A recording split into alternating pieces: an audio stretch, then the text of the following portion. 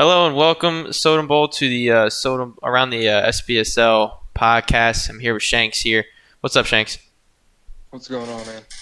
Nothing much, nothing much. This week we're going to dive in. I know it's been a few weeks. It's been busy. The season's kind of getting the full gear now. Me and Shanks will be able to sit down and do this podcast again. But a few things we'd like to cover here. We'll go over some of the statistics that really been popping out. Some of the teams have been popping out, the standings and how they are now. And some of the games that we've noticed that have been really good, we'll break down a little bit. So first off, let's pull this up here. Let's start off with Shanks' game that just happened against the Redskins, who's been on fire this year. Shanks? Yeah, number one draft pick, I think deserves a shout out because I know that he's been mentioned a couple times. We talk about guys who play a sim brand of football, who use realistic concepts and things like that. I think he's definitely one of those guys. The parity throughout Soden Bowl is probably as good as it's ever been. We saw guys who were really good at 19 who've kind of come back down to earth, and we've seen guys who struggled in 19 really find Really their footing. skyrocket, yeah. But man, to be 10-1 or 11-1 or whatever he is now, getting ready for this final playoff push, man, he showed all of that. The run game is phenomenal with Geis and Love. He uses both backs to their strengths. I know that he caught a lot of flack at the beginning of the year from us, even jokingly, about not starting Haskins early on. But I think you see that his passing game is really manageable. He knows what he's looking for. His reads are pretty simplistic, but at the same time, they're concepts that are difficult to stop because on paper he doesn't have a ton of playmakers, but Jordan Reed's still a handful. Josh Doxson made some plays. You've got to account for Paul Richardson's speed on every play. Mm-hmm. He's been getting the ball to McLaurin a lot and letting him make plays. So Yeah, so I think this his offense is extremely balanced. definitely extremely balanced, and we were looking at we'll get back to the statistics about how the game went, but I just want to go over the statistics for the year real quick because I think they're pretty impressive. This Redskins team is nothing to write home about at all, roster-wise and overall-wise. Much like how most of the teams in the top kind of are this year, which is kind of interesting. But here's the breakdown for his team. Total yards, his offense is right in the middle there for total yards at 16. Passing yards, 24th of 1902. And his rushing yards are 1490. And that's kind of the theme we've been seeing this year is, if you're able to run the ball, you're going to be pretty successful. In points, he's right in the middle as well with 26. But here's where he is winning all his games. Defensively, second in total yards allowed, third in total passing yards allowed, second in rushing yards allowed, and first in points allowed with only allowing 11. If you remember back to 19, where Soden had his Broncos, going full force and pretty much had similar statistics, and you saw his success. It's kind of the same thing going on here. If we look at the passing breakdowns for both of the quarterbacks, you mentioned Haskins and Smith. Smith, not too good here. 94 for 140, 67% passing completion rate, 1,502 yards, 11 touchdowns, 11 interceptions. Nothing crazy. Definitely not anything crazy. Dwayne Haskins has recently gotten the start, but he's not really been too good except for the last game. He's got 2 touchdowns, 5 interceptions, 500 yards. So really, it's been his rushing game. It's been his defense. It's kind of carried him so far this year. Going back to that game here, if I pull it up, this game is kind of the first game I really seen where he's been, able to pass the ball the way he has, and I think he's kind of simplified it, and it's going to be pretty dangerous to stop. Dwayne Haskins, 127 yards, no interceptions, which has been big for him. 101.8 passer rating, 10 for 17, and a touchdown. And then you see the breakdown in rushing, and Adrian Peterson has also been a pretty good workhorse for him. Really good sim breakdown here. 8 attempts for Peterson, 3 for Love, 2 for Thompson, and 2 for Geis. And that's a lot of running the ball. It's a little bit more than his passing attempts, or actually I think it's about the same here. 11. Quick math, 13, 15. Okay, it's 2 less than his passing attempts, so that's extremely balanced. And I really liked what I saw from him. What do you have to say about that, Shanks? What did you see? So he he gashed me on his first 2 possessions running the ball. So once it became, we're going to have to focus on this. We're going to have to put some extra bodies in the box and hope for a play on the back end. I think it's kind of like you said, he made simplistic reads, man. I tried to put a lot of pressure on his run game, make him one-dimensional, but when you do that and you can't get stops through the air, then it kind of defeats the purpose. Defensively, though, you look at his secondary and going into the game, I thought his front seven's solid. He's got some pass rushers. If I can buy myself some time, though, there should be some opportunities downfield. There's not a ton of speed in his secondary when you really look at it. Right. His faster guys aren't as skilled. So I thought there were some matchups I could win, man. But every time you go deep, he was getting a play from somebody. Whether it was a swap ball, he's playing receiver, he's doing all the right things. So, it's hard to get over top of a guy who's playing really good defense, and then that pass rush starts, going off, and before long he's got Cam running for his life because guys like Kerrigan and them are getting off the line of scrimmage and wreaking havoc. So. Definitely. One thing I want to say about how you performed with the Panthers, Cam Newton was 23 for 30, 285 yards and 2 touchdowns still, 77% completion rate. So you were still getting a run for his money passing the ball. I think what kind of happened here is there was, a fumble by McCaffrey, and you can correct me if I'm wrong because I did not see the whole game, but no turnovers on the other side, and then 1 turnover on your side, and if it was just a fumble. But those kind of tell the tale of the game. Games. Hurt a lot because at the end of the game, I'm in field goal range, but I'm down 6. Mm-hmm. That McCaffrey fumble is on 1st and goal from the 7-yard line. Ugh. So even if we don't convert that into 6 there, it's a field goal. And then at the end of the game, I have a chance to send it to overtime. But he makes a good hits. He fills a gap, gets a hit stick.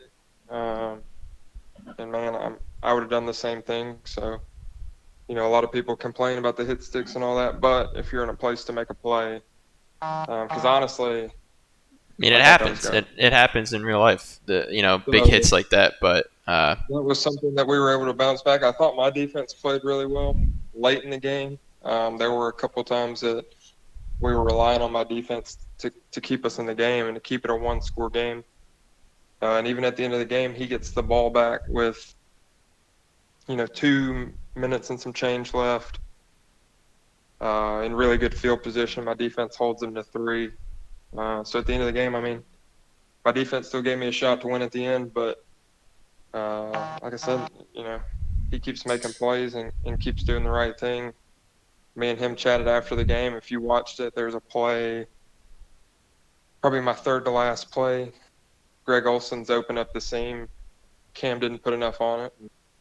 He makes a play on it. So he's definitely a guy that I could see competing in the NFC. I think he's a guy who I could see potentially being our representative in the Super Bowl. So to keep it close and to give myself a shot to win at the end is still something I think that moving forward, we get another shot at him in the playoffs, I think may help us out now that we've seen it once. Definitely. Yeah, it's a good point, and I'd love to talk about that game because it's just all around both sides. It was just really sim football, and I really liked what I saw from there. Moving on to some other statistics, look at the breakdown of the standings here. So for the AFC standings, got the Jaguars myself, 10-1.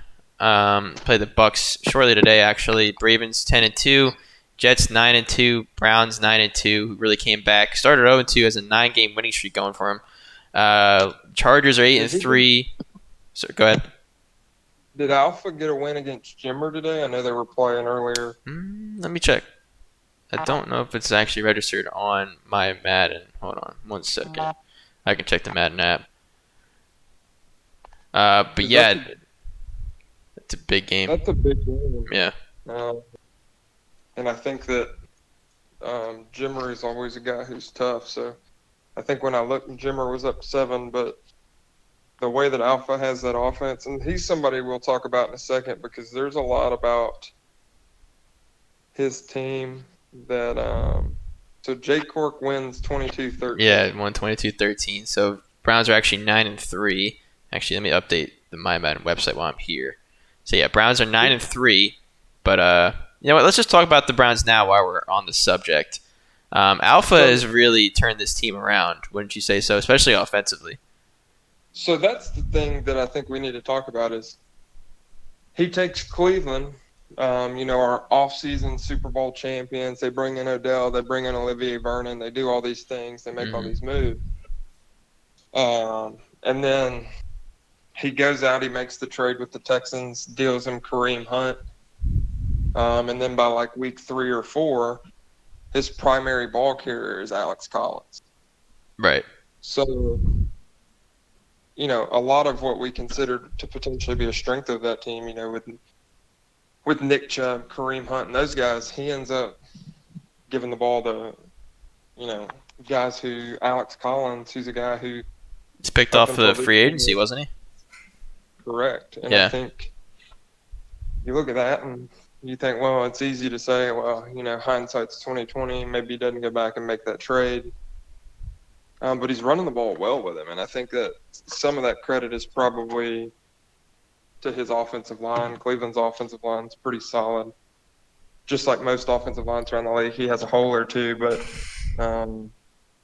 I think as a whole, man, that's probably been the most impressive part. And people are going to say, when you have Odell, you have Jarvis Landry, you have Njoku, you have all these guys, it makes it easy to run the ball because no one wants to get beat on the outside. But to put up the kind of numbers and have that kind of production with, a less than ideal situation in his running back room is impressive. Definitely. And one thing I would like to mention is just how bad the offensive line really is for the Browns. As we look at a breakdown here in Madden. The only person they really have that's a good overall is their center. I guess you could consider him. He's an 80, and then Joel Batagno, who's an 87. But everything else is pretty bad. Starting left guard right now is a 64. Right guard, they have 71. Right tackle, 72. Left tackle, 71. And we see how lines like that can affect teams. You look at the Texans, who have really struggled this year after acquiring Kareem Hunt. Just, no holes really open up for him. And it's really interesting because the Browns are 8th in rushing. And if I could trade my starting running back and still be 8th in rushing for, a first or 2 firsts or whatever it is that they got for Hunt, I would do that in a heartbeat as well.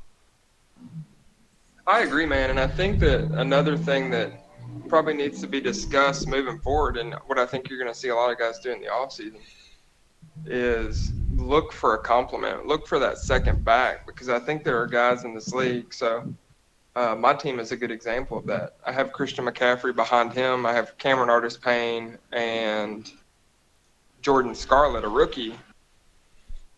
And we've struggled to get production behind CMC. So I think you're going to see guys that really maybe make that a focal point, especially if your rushing attack wasn't what you thought it would be going into the year. Mm-hmm. You talk about Kareem Hunt in Houston, and he's still got Duke Johnson, but I think a lot of that is a new owner kind of taking over a team halfway through the year. Right. But I think that in this Madden specifically, running back depth may be more crucial than anywhere else because we've seen guys lose defenders, we've seen guys lose receivers, and you can somewhat fill those voids based on your play style. But running back is one of the ones that I think guys, once you start getting into that 20% of carries you got to allocate elsewhere, are struggling to find that void, myself included. Yeah, definitely. And that was an issue we kind of started off with at the beginning of the season with some of the users that we had here. Going back to Alpha for a second, his offense is first right now. They are just, popping the top off with the passing game here. First in total yardage. And Baker Mayfield, I watched some of Alpha's games. His ability just to toss it over the top of defenders. When I personally would never make that throw, maybe because I had Nick Foles, but I would never make any kind of throws like that. But he just gets it by them, even with somebody like Dez Bryant. It's not like an Odell thing. It's, he's getting by people with Dez Bryant, with Antonio Callaway. And that's just his his trust in Baker Mayfield's arm and his trust in his receivers to get by the defenders, and I think it's really something to watch when he does connect on some of those. I agree, and I think that if we were able to get Alpha in here, I think he'd tell you that Baker, like I said, they're the off-season champs. They make a lot of moves. The roster is really enticing, but I think being able to build around Baker Mayfield has got to be that crown jewel. That's what had to have been what Alpha's looking at. Because in Madden past, and this one included, if you don't have solid quarterback play, you're not going to get anywhere. So if you can be, Alpha has Baker, Reverse has Josh Allen. There are some other young quarterbacks around the league. If you have a quarterback that you can build around, and that's not an issue on your roster, and you don't continuously have to go through the quarterback carousel, it gives you some flexibility with other moves. And I think this offseason you may really see Alpha kind of take advantage of that as far as sculpting that team in his image. Exactly. And if we look around the league real quick, just to point out the young quarterback scenario, Redskins number one in the league right now, 11-1, with Dwayne Haskins at the helm. Really good quarterback to build around there. Arizona Cardinals, Kyler Murray, Ravens with Lamar Jackson, myself with the Jaguars, and I'm going to have a lot of issues. We'll talk about that in a second. Jets with Darnold, Browns with Baker. I mean, the list just keeps going, and it seems like it really kind of starts to drop off. You can start to get some of the older quarterbacks. The Chargers are next. Packers, Panthers with Cam, Vikings with Cousins, Broncos with Flacco. And after that, it's kind of just the middle of the pack teams after that. So, youth in the quarterback realm and the ability to run the ball is really what's kind of taken off in this league this year. I think a lot of those quarterback situations you mentioned, though, there's potential for movement, maybe in all of them. Phillip Rivers typically doesn't retire after year one, but I could see Witness making a move to get a second quarterback. Mm-hmm. I don't think he necessarily trusts Tyrod Taylor, who's not exactly, in his prime anymore either. So J-Mo's probably good with A-Rod for another season or two, but Cousins could be on the move. There's just it's going to be interesting come draft time to see where some of these quarterbacks truly rank out and see where their skills are and who's looking for one. Because I think it's a situation where you could see guys make a move to potentially change the outlook of their franchise and move on from some of these older guys. That's a good point, especially a team like the Broncos who are kind of, they're doing pretty well, but, they have a lot of room to improve. And Flacco is definitely not anything to write home about. We've seen it the past 2 weeks in real life. So I could definitely see a team like that. Team like myself with Foles, who is at the bottom of the league in statistics. It's really only been my running game and defense that's kept me where I am right now. Foles, I love him, but he's not really a good Madden quarterback. So we'll definitely see movement there. Definitely some of these other older quarterbacks too. I could see movement, especially a team like the Vikings. So yeah, it's a good point there. It's interesting you mentioned the Broncos because he's squarely in the playoff race in the AFC, and he has Drew Lock waiting in the wings. So it'll be interesting to see if he starts to feel like he's solidified a playoff spot or where he thinks he is. See if maybe you get Drew Lock some reps at the end of the year, in those weeks 16 and 17 games, and just see maybe he's what you need to fuel that playoff push, because maybe you get some more consistency out of him. Maybe it's just a shot in the arm, because I think in Carolina you'll probably start to see Will Grier maybe even next week. Interesting. Will, let me look at your division real quick. Are you just solely kind of out in front right now? You can afford to throw in Grier for a game or two? I think if I remember right, there's a big game between Phil and CP. I know CP has struggled a lot in this iteration, but I think that's probably more so he's been kind of in and out these first couple months of the season. So I think you see him start to get back to where he was once he has some time to settle in. You're playing the Bucs this week, so my playoff positioning kind of relies on what those guys do in the coming weeks. My schedule sets up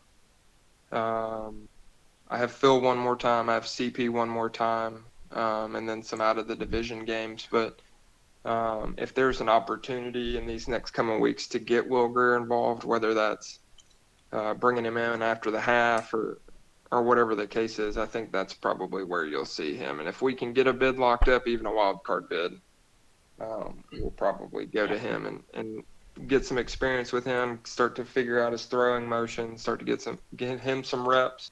Mm-hmm. Because if something happens to Cam, we got to be prepared to move on. Definitely, that's a good point. Okay, so let's go over the NFC real quick, and then we'll get over to another message that I wanted to get to. NFC Redskins at the top, 11-1. Cardinals 10-2. Packers 8-3 on a 3-game losing streak right now. We're just rolling 8-0, and then kind of falling off the wagon a little bit, but still in a good spot, 8-3. Panthers 8-4. Vikings 8-4 have really come back and kind of stayed in the race, but really kind of look to take over this NFC North division. Eagles 7-5, Falcons 6-5, Buccaneers 6-5. We mentioned those. Los Angeles Rams 6-6. Soden, our commissioner, has really struggled in the beginning of the season here to get going, and he's kind of seemed like he's starting to find his stride again, and that could be dangerous with the weapons he has on defense, on offense. When Soden figures this game out, I think the NFC is going to have a handful there with the Los Angeles Rams team. I think he has an opportunity to make a push at the end of the season, depending on how his schedule sets up. If he's got some games that he feels comfortable in, if he's 6-6, he's got he's got some work to do. But I think new owner in Arizona, new owner in Seattle from the beginning of the season. Those guys are still getting accustomed to what they got based on, what they inherited. Swing is still out there. I don't know if he's played swing twice already, but I think if his schedule sets up nicely, he's got a chance to make a run because it's like you talked about. There's still some battling in the NFC South. The Vikings are still chasing the Packers in the NFC North, and if J-Mo continues on a downward trajectory, where does he end up? So I think a division in the NFC West that we thought initially after the team draft was the strength of the league potentially. And not to say that it won't be again in the future once these guys start getting some reps with their new teams. But as of right now, it's kind of prime for the taking. Definitely prime for the taking. I just pulled up the Rams schedule here. He just played the Cardinals and kind of blew them out there 35-10. Next here's what's interesting. He's got the Seahawks, which he should be able to handle. The Cowboys 3-8. Not much to show from them, but you never know. The Rams against the 49ers, which is really kind of an interesting game there, an NFC West battle that could be pretty close. But if he comes away with win with that, then he's closing out the season with the Arizona Cardinals. Now the Arizona Cardinals are sitting at 10-2, but if you do the math there, that would bring the Rams, if they win out, that would bring the Rams to 10-6. So if the Cardinals don't figure it out, they lose all their games, the Rams would actually win the West. And besides from that, 10-6, with the way the NFC is looking now, that is a decent shot of getting himself into the playoffs here. But again, it's going to take a really big push. I think 10-6, potentially 9-7 gets you squarely in the wild card conversation in the NFC. Mm-hmm. Because even I think that when you look at that division, early in the season, everybody kind of thought that Swing was going to run away with it. Him and T. Hoyt, and obviously he's not with us anymore. You bring in King of Battle, who's been kind of in and out of the league, but he's always performed relatively well when he's here. But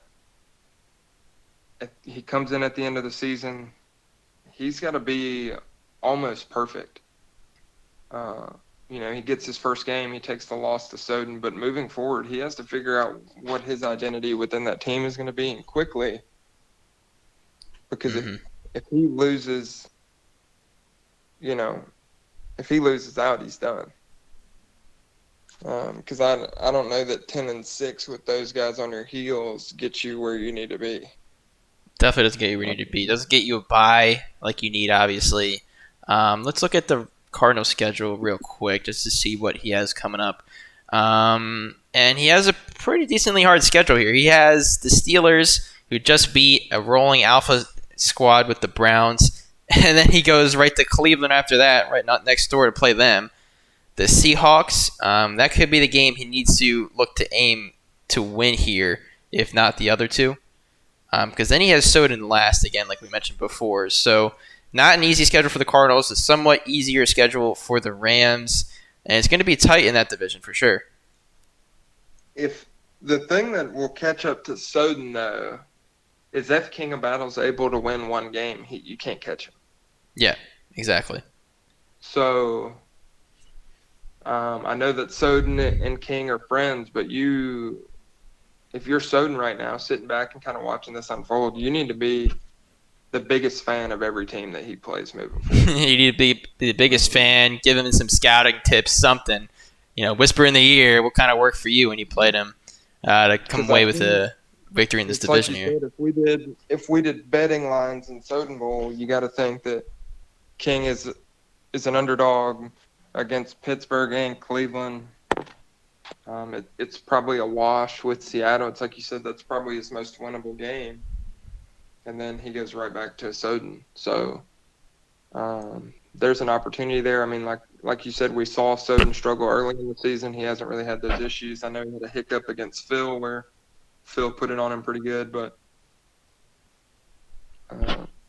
unless Soden, has one of those games where he kind of struggles to get his offense going, I can't imagine him not having an opportunity to win out.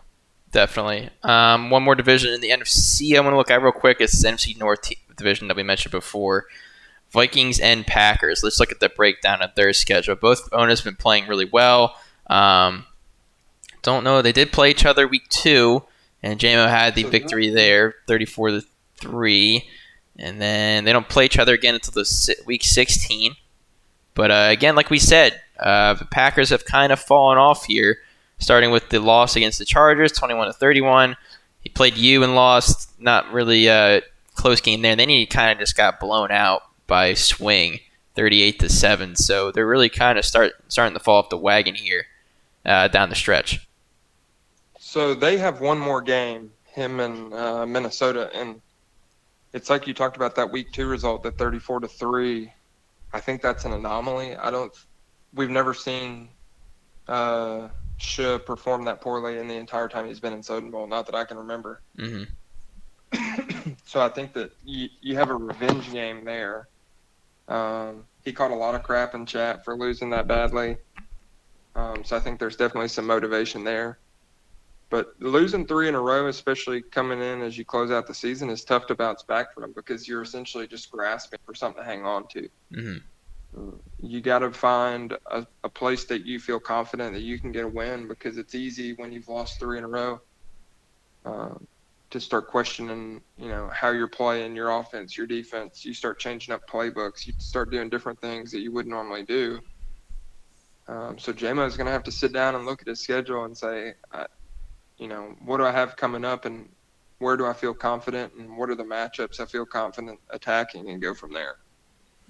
Definitely, and it's kind of like a situation that you really just don't want to be in. This is when you want to kind of hit your stride and start winning a bunch of games now, instead of going, I'd rather be 8-0 to close the season than 8-0 to begin the season. It's just kind of that thing. You want to carry that momentum into the playoffs, and JMO's got to figure it out in order to kind of do that. The Vikings, though, have a much easier schedule, in my opinion, which is kind of where it gives the Packers even more pressure. Vikings go to the Lions this week. It should be a win there. No offense, Lions. Next week they go to the Chargers, and that one is probably going to be another hard one. If the Vikings can pull out those 2 wins, then they go and face the Packers at home and likely for the division.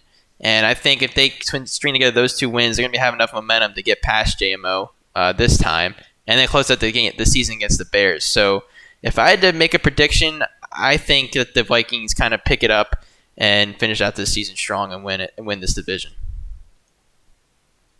I think, and Papa Smurf will be the first one to tell you he's a Lions fan in real life. He has a lot of issues on that roster, and he's still been extremely competitive in a lot of games. And that was something I think we talked about on the last podcast. He's talent devoid across that roster. Definitely. And he's played a lot of really good users with much better teams extremely close. And I think him and Minnesota kind of have a little bit of a rivalry going. You've already kind of seen the chirping in the chat. So that's a game that I would be careful of if I'm Minnesota. If you go in there and he's not focused, Papa Smurf will sneak up on you. But I think at the end of the day, I think that Minnesota's roster is strong enough that he probably goes in and gets a win. The Chargers game, because Witness has been playing well too. Um, I think that that's one of those swing games that we talk about that could go either way, just depending on who's having a good day on the sticks. Hmm. But I agree with you. I think it's easily conceivable that he finishes the season at least 3-1, if not undefeated. Definitely. And good point about the Lions. So actually, I have their last game pulled up where the Lions actually won 35-32, and they weren't just not putting up points. And a lot of that was because of the turnovers that the Lions were forcing. Kirk Cousins to kind of force a couple throws there with 3 interceptions, and then Kirk Cousins held the ball too long and fumbled it. So really interesting that the Lions at 2-9, one of their wins comes against the 8-4 Vikings. So that's a good point. And again, it might be a tough game for the Vikings, but again, if they come out a win there, they find a way to beat the Chargers. I just don't think JMO will be able to stop the momentum no matter what happens in his schedule in that Week 16 game. All Do right, you have JMO's schedule pulled up? do I have what? Do you have JMO's schedule pulled up? 1 second. I just did. Why? I'm curious to see where he finishes out because it seems like, um, he starts 8-0. I think his schedule really kind of intensified after that week 8. He opens Yep. really strong, and it seemed like he just ran into all the top users on his schedule. No disrespect to the people at the top because he's obviously playing really good Madden at the time, but it seemed like he ran into a string of users. Who know what they're doing? Kind Yeah. of like kind of like the beginning of my schedule. I went Soden, Hoyt, you. I had Chicken twice in 3 weeks.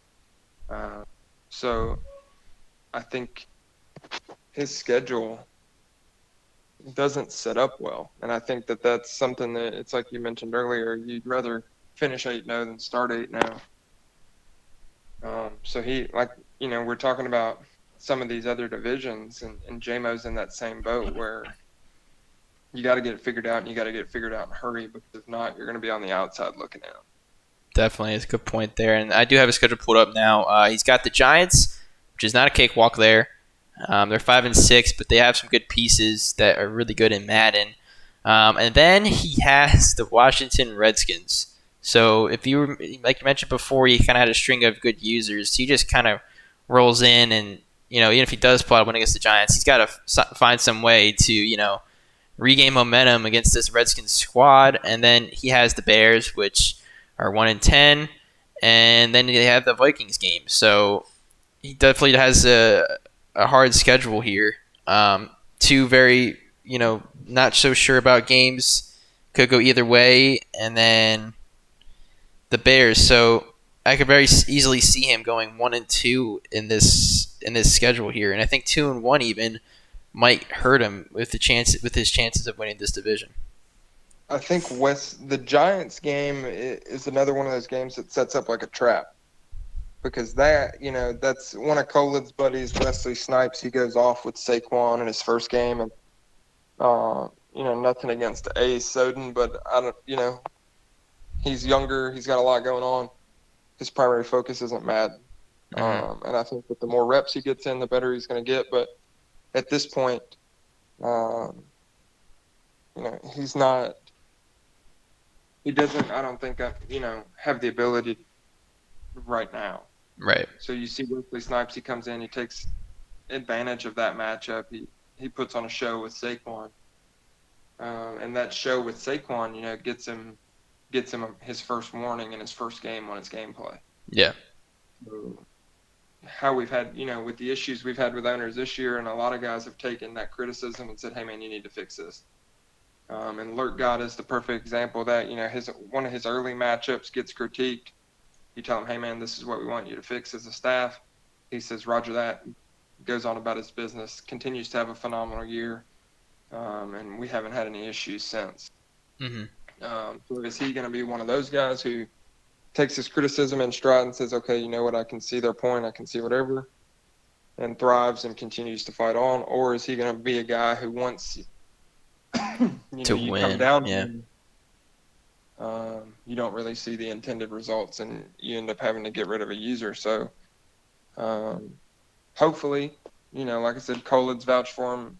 Anytime you get somebody with a staff member, referral in this league, we typically, at least extend the olive branch and give you a chance. But you talk about JMO, who's a really good user. If this game starts to get out of hand early and JMO starts feeling it, I think he's going to see a lot of Saquon Barkley. Yeah, a lot of Saquon Barkley. I don't blame him there. Saquon is a beast in Madden. Kind of segueing into that conversation that you mentioned about, some of the gameplay issues we've been having. It's not just users that are getting warned. It's kind of just a general feeling with the staff that we're kind of having to talk about. Guys, we never really talked about gameplay issues. I'm not going to name any names right now, but there's been issues, and it's not. There's been issues for a lot of people, for a lot of users in this league. There's only really a handful, I'd say, that really kind of exemplify what sim gameplay should be, and haven't had any issues. But it just seems like when I've watched games that there's kind of been sim issues, regardless of who the user is. And I think at the end of Madden 19, the game was so broken that a lot of guys were just kind of, I don't know. I think guys were just kind of going through the motions. Obviously, there were still some guys that cared. Yet Colid simming himself to the playoffs in one of those last years. But I think that, with every new cycle, there's new enthusiasm. There's people, you want to get out on a good foot. You want to have a good first season. And I think that's probably the root of it. You have guys that want to kind of cement themselves here. And I think it's easier in Madden 20 than maybe in years past. Maybe to utilize some of the things that are already broken, because you and I did an initial preview of gameplay. What was that, end of July, early August, talking about our expectations of the game and how good gameplay felt in the beta. Gameplay felt great at the launch, and here we are, not even to October, and it feels like there are already a lot of exploits, and I think that guys, it's like you said, who we never had issues with before, kind of fall into that trap, especially as we get close to the playoff push and guys trying to win and guys trying to get over the hump. Maybe there are some guys who didn't have a lot of success on 19 who find themselves in a good spot here, and you fall into that kind of win at all costs mentality. But if you're a long-time member here, then there's an expectation, there's a standard. And I think that the majority of the guys who have been here a long time understand that standard. And we're not asking you to be perfect by any means. There's sometimes issues with the game that we can't help. But we're asking you not to take advantage of those exploits. We're asking you to do the right thing. If there's a fluky penalty, or, I've seen some games this year where there's a ridiculous animation on a fumble and guys are punting the ball back. Soden Bowl is a community, and I think that as a whole, we're just asking you guys to respect each other, because just like you want to win, you want to go to the playoffs, you want to win a Super Bowl, you want to do all these things, so does the guy that you're playing. So So I know lately it's it's been, not fair to the other person who's playing if they're playing sim and you kind of stretch the rules a little bit and live in the gray area like we've seen a lot of these teams do. And I think that's kind of the other issue that we've came across is that, one guy starts it and the other guy's like, well, I don't want to lose, so I'll do a little bit of exploiting too. And that's just not a good excuse to exploit. And I get it. I've had my games this year where I played somebody and they haven't been sim, but you can still win games. And Redskins is a perfect example of that. He's 11-1, and every game I've seen from him this year has been extremely sim in all aspects. And he doesn't have a good team, has anything like that. It's just using your brain a little bit, not being afraid to actually try and call plays. So it's doable to be sim and be really successful, even if somebody's exploiting. yeah. And here's the other thing. I mentioned this the other day in chat. We allow custom playbooks here, right? And it's not an issue. You want to go and build a playbook from scratch with all 500 plays, knock yourself out. What I've seen a lot, though, lately watching games is guys add formations for one play. Hmm. Man, if you're adding a formation for one or two plays, probably not good. Yeah, And unless it's like a I'm Hail not. Mary formation or something like that. That's kind of out of the norm, or like a trick formation, like the Philly special, which I add into mine. There really is no reason to do that, and it just kind of goes along the lines of living in the gray area, not being sim. And it's kind of hurting So you if you do that too, because you want to mix it up and you want to give your opposing team different looks out of the same formation sometimes, and you can't do that if you have two plays. So what I said in the chat the other day was, man, I played with a custom playbook for all of Madden 19.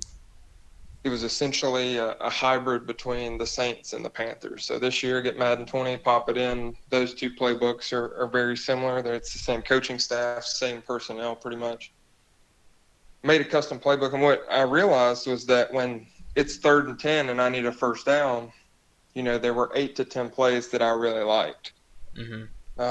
And to get away from relying on some of the same stuff that I've now been running for 2 years, I went back to generic playbooks. I picked a playbook that I felt comfortable in, but that I had never used before. And I think that these last two games, it's a lot easier to be sim. It's a lot easier to mix up your play calling. It's a lot easier to stay out of that gray area. Just mix it up every once in a while. And I know that there are guys, you talk about Redskins, he's played 12 games this year. It's nothing but sim. And if he's using a custom book, this obviously isn't intended for him. But I'm saying a lot of the Madden playbooks are very similar until you get into like West Coast and some things like that. But don't be afraid to mix it up. If you're one of these guys that you hear this and you think that we're talking about you, uh, mix it up and say, hey, maybe I'll try this playbook for this game. I'll try this playbook for this game. Because you're going to be able to find something that you like. You're going to be able to find something that you feel comfortable running. Just don't be afraid to mix it up. And that goes back into don't be afraid to call plays you've never called plays before. Don't be afraid to run concepts you've never run before. One thing adding on to that, if you don't know where to start with a playbook, I mean, sure you can Google whatever, but a lot of times if you ever Google a playbook, I've done it myself. A lot of them are just ones that have a lot of cheese plays in them, or that plays that can be exploited to be kind of unsim. So what I would suggest, and what I did when I first got the game, and really kind of grinded out some offline CFM to figure out what I liked play wise, just in a real game scenario. That's what I like to do. I kind of just went with whatever team I was playing. If you notice, and if you kind of give it a shot, if you use your team that you're using as playbook, it might actually be pretty good. And I think Madden did a good job this year of kind of diversifying the playbooks enough to where the teams do kind of stand out and they do kind of have their own identity for that team a little bit.